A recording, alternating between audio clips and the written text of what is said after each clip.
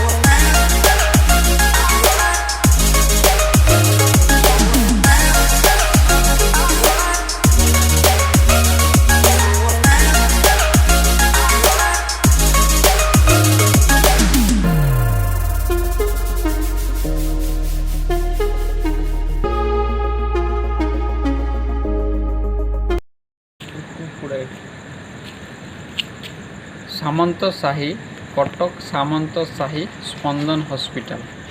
कटक सामंत साही स्पंदन hospital Ravindra Dalai अम्बल acid gas से रोगी देखती। तो आम बर्तमान से सामंत साही केनाल रोड स्पंदन हॉस्पिटल आगरे छिड़ा होकर गेट खुला हुई ना। गेट 7टा बेले खुला हे। तो आम बर्तमान 3:30 बेले पहुँचीचु। तो आम बर्तमान से रोड उपर बुलुचु। तो सका 7टा हेले गेट खुला हेले आम प्रवेश करूँ। तापर देखा जाऊ कौन होची। आपण माने केबे जदि आसंती यही एड्रेस आसीबे सामंत साही केनाल रोड स्पंदन हॉस्पिटल गैस एसिड अम्बल रवींद्र दलाई से देखती रोगी देखती। तो आपण माने निश्चय आसीबे। नमस्कार, थैंक यू, धन्यवाद। देखंतु आपण माने सही स्पंदन नर्सिंग होम सामना पट ये देखंतु सही नर्सिंग होम सामना पट देखंतु आमे पुणी प्रवेश करिवु। सही मेन गेट देकी भीतर को प्रवेश करिवु। सी नर्सिंग होम को लागी तांकर औषध दुकानटी रही। एटा देखंतु सेटार से औषध दुकान।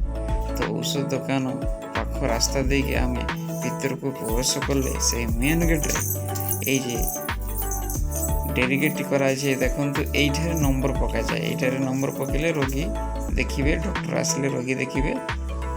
पुणी देखंतु ए ऊपरे लिखी मरा जाइछि जे कौ रिपोर्ट रे केतिकी रेट देखंतु। ठीक अछि, नमस्कार, थैंक। ओम नमः शिवाय। बाबांकर आशीर्वाद आम उपरे थाउ, आपण मानक उपरे थाउ। आमे भलरे रहू।